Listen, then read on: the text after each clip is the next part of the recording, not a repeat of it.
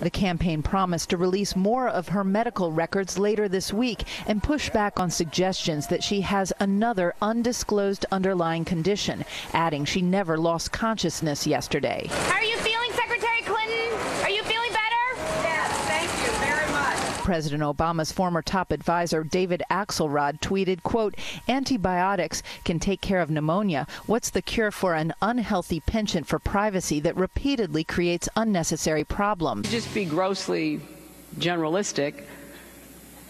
You could put half of Trump supporters into what I call the basket of deplorables.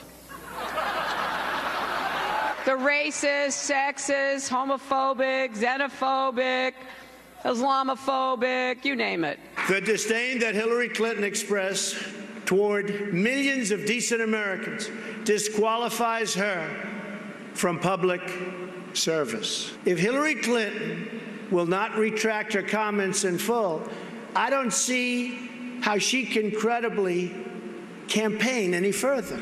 She called these patriotic men and women every vile name in the book.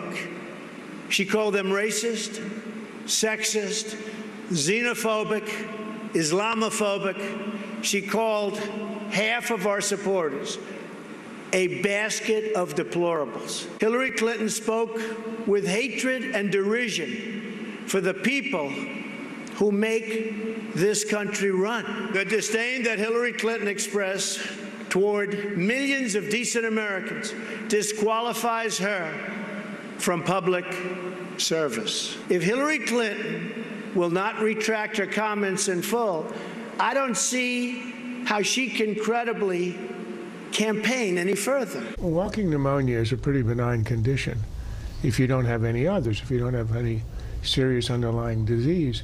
It's a close call as to whether they should have said it on Friday. She appeared to be able to sort of walk right through it without any obvious side effects. Well, she had them on Sunday. I think this is another case of the cover-up being worse than the crime.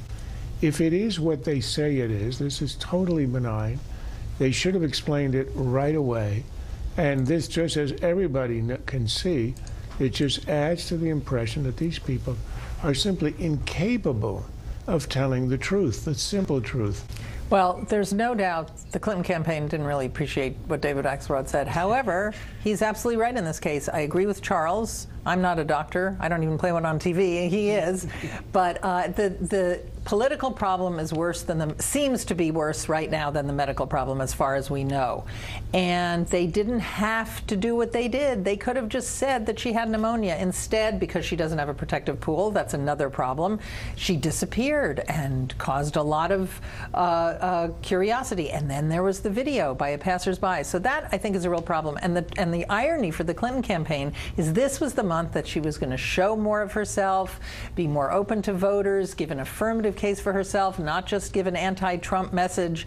And here we have this, which underscores her underlying problem, which is honesty and trustworthiness. All right, this piece of sound is from Cokie Roberts on NPR. This is not Ann Coulter on Breitbart. This is Cokie Roberts on NPR.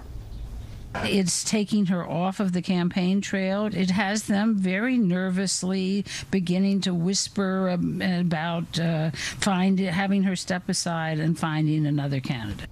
They were on very firm ground on this line of argument up until Friday night, because Hillary Clinton violated the cardinal rule of campaigning. You can diss your opponent, diss the candidate. You can't diss voters.